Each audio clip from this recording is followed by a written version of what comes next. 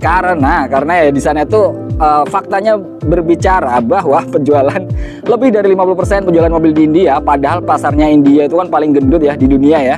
Bisa masuk ke 3 negara terbesar untuk penjualan otomotif ya. Tapi Maruti itu menguasai 50% lebih. Assalamualaikum warahmatullahi wabarakatuh. Selamat sore teman-teman. Terima kasih buat kalian yang sudah memilih untuk menonton video Sandi kali ini.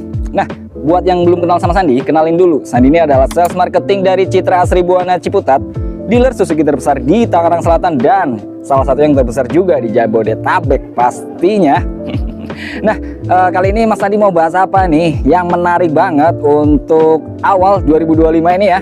Karena adanya tax option atau pajak option tambahan yang sebesar 66% itu ya sangat mempengaruhi harga jual sebuah mobil, walaupun kepastiannya baru bisa nanti kita lihat setelah tanggal 5 Januari ya, apakah penambahannya itu benar-benar 66% atau untuk rata-rata nilainya itu di angka 17 sampai 20 jutaan rupiah per unit. Tapi sembari nunggu tanggal 6 ke sana gitu, langsung aja Sandi infoin ini unit yang sangat menarik ya buat dipertimbangkan. Di belakang Sandi ini ada espresso, mantap banget kan nih espresso yang ini warna orange. Karena itu harganya masih worth it banget, di bawah 200 juta itu harga OTR-nya, masih harga on the road, belum dipotong dengan diskon gitu. Dan apalagi untuk yang mau cicilan atau kredit pastinya lebih menarik lagi dengan angsuran 3 jutaan per bulan, yang itu DP-nya udah DP lumayan ringan ya, DP kecil gitu. Tapi kalau yang mau angsurannya lebih ringan lagi bisa, yang pastinya, tapi dengan DP yang agak tinggi lagi. Lalu apa aja kelebihannya espresso ini Mas Andi? Kenapa bisa dijadiin pilihan yang menarik? Yang pertama yaitu ya karena kompaknya, dimensinya itu sangat kompak banget. Maksudnya sangat kecil, enak dipakai untuk daerah perkotaan apalagi di Jabodetabek ini ya. Itu yang pertama. Yang kedua adalah iritnya konsumsi bahan bakarnya si espresso ini mencatatkan di atas 20 km per liter gitu. Jadi kalau teman-teman masuk ke forum komunitas pemilik espresso ya, itu banyak tuh yang pamer-pameran irit-iritan BBM gitu. Ada pernah Sandi lihat itu sampai di angka 1:26 atau 27 gitu. Itu tuh udah mantap banget, udah lebih hemat, lebih irit daripada motor-motor Matic 160 cc ya pastinya. Yaudah kalau gitu langsung aja Sandi mau bahas apa soal espresso kali ini. Jangan kemana-mana, langsung aja kita lanjut ke videonya.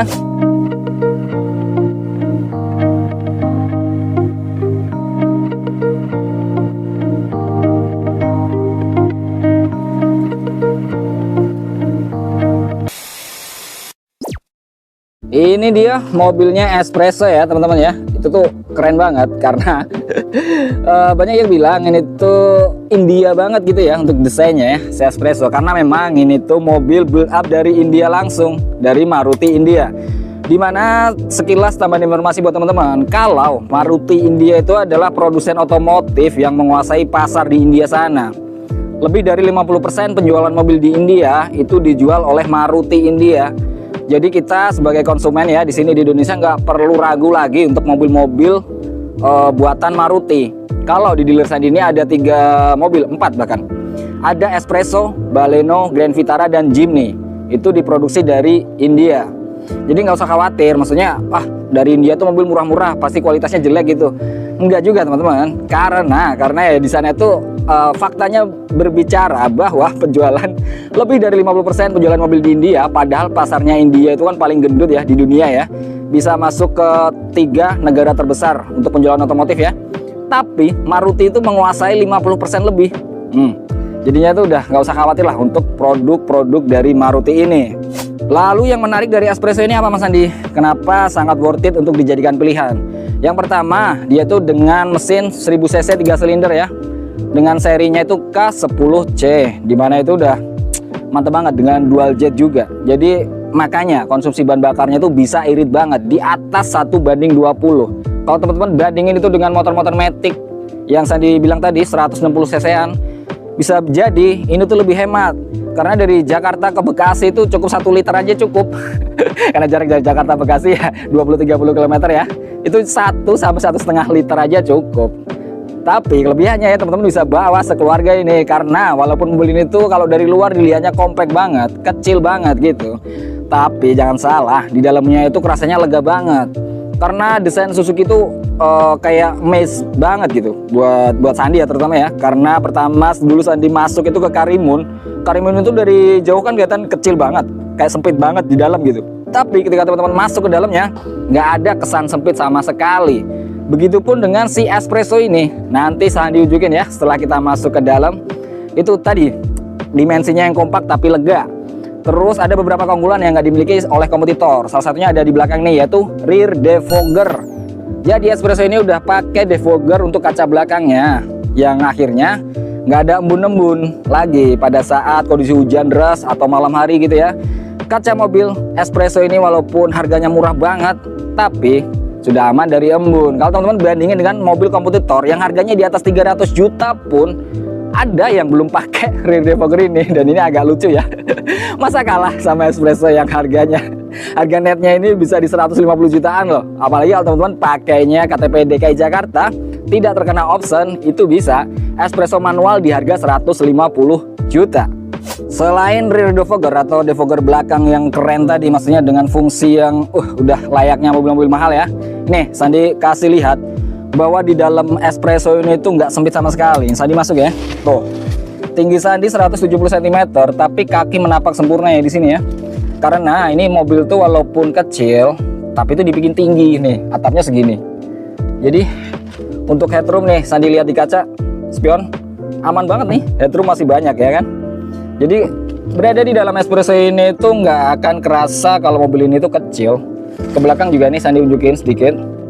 Lega juga kok. Nanti Sandi akan masuk ke belakang juga. Tapi sebelumnya Sandi mau fokus ke hal-hal keren yang dipunya Espresso ini. Salah satunya adalah ini. Adanya ESP atau Electronic Stability Program. Jadi mobil ini udah pakai mekanisme elektronik yang bisa menjaga traksi keempat roda agar tetap stabil saat berada di kondisi jalanan licin. Seperti saat hujan atau setelah hujan, mobil ini masih stabil dan anti slip. Makanya disematkan yang adanya ini tadi ESP. Yang selanjutnya juga ada auto start stop. Ini mirip mobil-mobil hybridnya Suzuki ya. Jadi pada keadaan kemacetan atau lampu merah biasanya, teman-teman bawa Espresso ini mesin akan mati sejenak gitu. Baru nanti setelah beberapa menit kita mau jalan lagi, kita kalau di transmisi matic ini berarti kita lepas pedal rem, atau di transmisi manual kita injek pedal kopling, mesin akan menyala secara otomatis seperti sistem idling stop pada motor-motor matic yang kekinian itu ya teman-teman ya. Itu udah salah satu fitur yang luar biasa, keren banget. Fitur yang lain di dalam sudah ada head unit yang ini 6,7 inch kalau nggak salah ya. Ini udah komplit banget, udah ada Apple CarPlay dan Android Auto bahkan di dalamnya itu si Espresso ini.